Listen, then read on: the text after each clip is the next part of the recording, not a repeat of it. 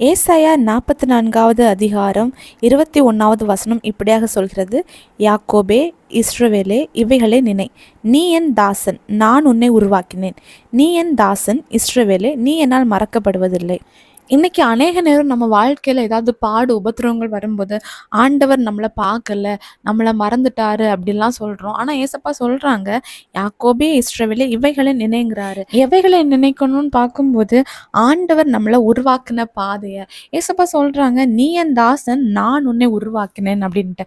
ஆண்டவர் நம்மளை சும்மா உருவாக்கல, அவர் உபத்திரவத்தின் குகையில தான் நம்மளை உருவாக்கி எடுத்திருக்கிறாரு. ஆண்டவர் உருவாக்குற பாத்திரத்துக்கு எப்பவுமே வேல்யூ அதிகம். அப்படிப்பட்ட நம்மளை ஆண்டவர் மறந்து போவாரா? இப்போ ஆண்டவர் நம்மளை உருவாக்கும் போது சில பல காரியங்களை நமக்கு கற்றுத்தருவாரு.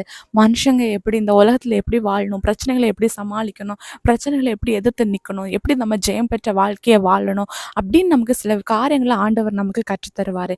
இதன் மத்தியிலையும் ஆண்டவர் நம்மளை கைவிட மாட்டாரு.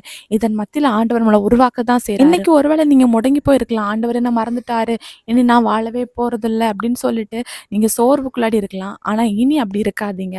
ஆண்டவர் உங்களை ஒரு நாளும் மறக்கிற தேவன் அல்ல. நீங்க ஆண்டவரால மறக்கப்படுவதும் இல்லை. விசுவாசிங்க, அற்புதங்களை எதிர்பாருங்க. இயேசு கிறிஸ்துவின் நாமத்தில் ஆமேன்.